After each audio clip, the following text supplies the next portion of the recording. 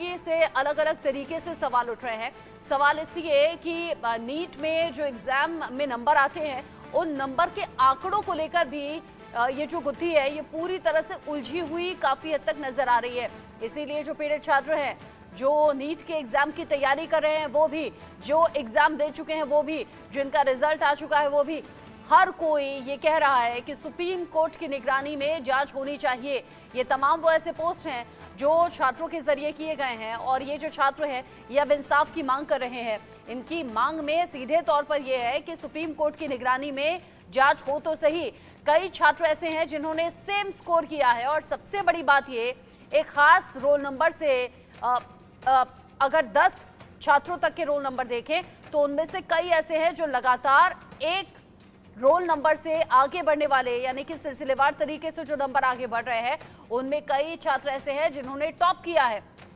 सवाल ये कि ऐसे 67 छात्र कैसे हो गए जिन्होंने पूरे 720 अंक प्राप्त कर लिए, साथ ही साथ 720 में 718 और 19 स्कोर आखिर कैसे हो गए?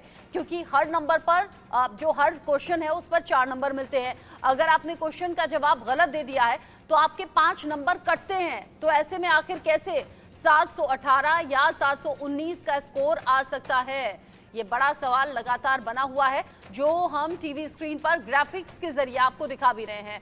अब ये जो स्कोर है यही तमाम सवाल खड़े कर रहे हैं और जो छात्र हैं वो खुद भी कह रहे हैं कि नंबर आने का एक प्रोसेस है, उस प्रोसेस के तहत ये नंबर नहीं दिए गए हैं, इसीलिए परेशानी सबसे ज़्यादा है। देश भर से जो स्टूडेंट्स होते हैं वो नीट के एग्ज़ाम की तैयारी करते हैं, रात दिन पढ़ाई करते हैं, उसके बाद जाकर ये एग्ज़ाम होता है। एग्ज़ाम क्लियर करना बहुत कम छात्रों के जो नसीब में होता है।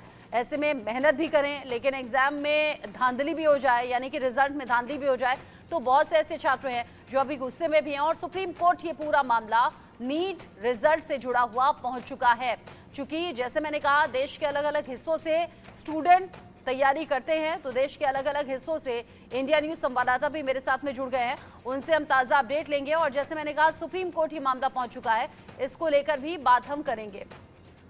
पटना से शक्ति कुमार मेरे साथ में जुड़ गए हैं और प्रशांत यादव कोटा से मेरे साथ में जुड़े हुए हैं, अनिल चौधरी गाजियाबाद से जुड़ेंगे, रजत ग्रेटर नोएडा से मेरे साथ जुड़ने वाले हैं, अजय चांडियाल जम्मू से होंगे, महेंद्र माही नोएडा से, दिलीप कुमार जो कि अध्यक्ष हैं बिहार स्टेट यूनियन के, वो भी हमारे साथ जुड़ने वाले हैं, अशोक सिंह बोर्डमास से जो कि निदेशक हैं बोर्डमास के शिक्षा सेवाओं में, उनसे भी हम बातचीत करेंगे, अखिलेश कुमार जो कि पटना साइंस कॉलेज से हैं वो भी हमारे साथ में जुड़े हुए हैं। एक एक करके आप सभी से मैं सवाल करूंगी। सबसे पहले शक्ति, मैं आपका रुख कर रही हूँ। नीट एग्जाम के लिए देश भर से अलग अलग हिस्सों से छात्र आगे आते हैं और ये रिस्क लेते हैं क्योंकि बहुत कम चांसेस रहते हैं उनकी सफलता के, बावजूद इसके दिन रात मेहनत भी करें, पढ़ाई भी करें और रिजल्ट में ये धांधली सामने आ जाए। कैसा महसूस करेंगे छात्र और कैसे सुप्रीम कोर्ट ये मामला पहुंचा है? जी बिल्कुल, देखिए जिस तरह से नीट परीक्षा में धांधली हुई है, इसको लेकर जो है हमारे साथ मौजूद हैं बिहार स्टेट यूनियन के दिलीप कुमार हैं, अध्यक्ष हैं। इनसे जानते हैं कई मामलों को लेकर जो है जब धांधलियां होती है एग्जाम में उसमें ये आवाज़ उठाते रहे हैं। दिलीप जी, नीट परीक्षा काफ़ी देश का महत्वपूर्ण परीक्षा है और जिस तरह से धांधली हुई है, क्या कहेंगे? देखिए, ये देश के 24 लाख स्टूडेंट के साथ खिलवाड़ किया गया है और सिर्फ 24 लाख स्टूडेंट्स ही नहीं बल्कि पूरे देश की आम जनता के स्वास्थ्य के साथ भी खिलवाड़ किया गया, क्योंकि यही जाकर डॉक्टर बनेंगे और इलाज करेंगे।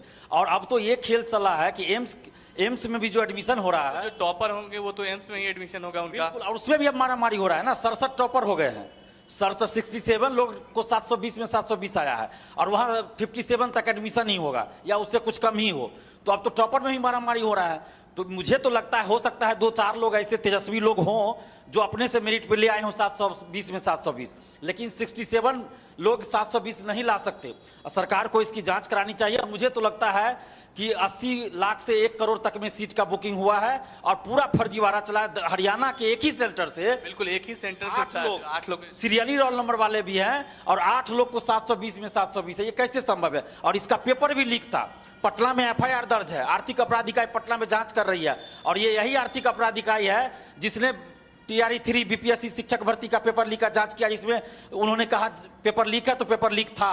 इससे पहले सिपाही का पेपर लीक था, बीपीएससी सिविल सेवा का पेपर लीक था, जिसके खिलाफ हम लोगों ने आंदोलन किया पटना में, और 4 परीक्षाएं, बड़ी बड़ी परीक्षाएं बिहार में रद्द हुई थी पेपर लीक। नीट जैसे परीक्षा जो होती है देश की, इसमें विश्वसनीयता होती है, तमाम जो छात्र हैं पूरे देश भर से सालों मेहनत करने के बाद इसको एग्जाम देते हैं, इस तरह उसके बावजूद इस तरह की धांधली हो रही है, तो उनका भविष्य तो बर्बाद हो जा रहा है ना।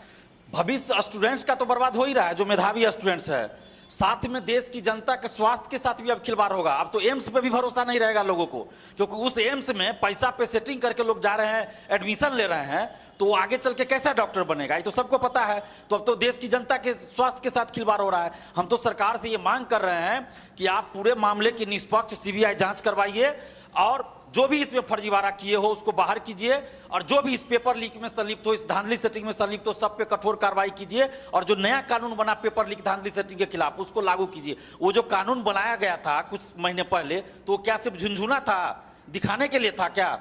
तो उसको लागू भी करना पड़ेगा। यहाँ तो जांच ही नहीं होता है, और जांच भी होता है तो बड़े बड़े लोग को बचा लिया जाता है। हमने 2018 से पेपर लीक के खिलाफ बिहार में आंदोलन शुरू किया था, और आज देखिए पूरे देश की समस्या बन गई पेपर लीक। उस समय कुछ लोग हमारा मजाक भी उड़ाते थे, लेकिन आज देखिए पूरे देश की ये समस्या है। उस समय 2020 में हमने अपने शादी के कार्ड पे छपाया था पेपर लीक मुक्त बिहार हो अपना। तेजस्वी यादव जी उस समय विपक्ष के नेता थे, मेरी शादी के कार्ड को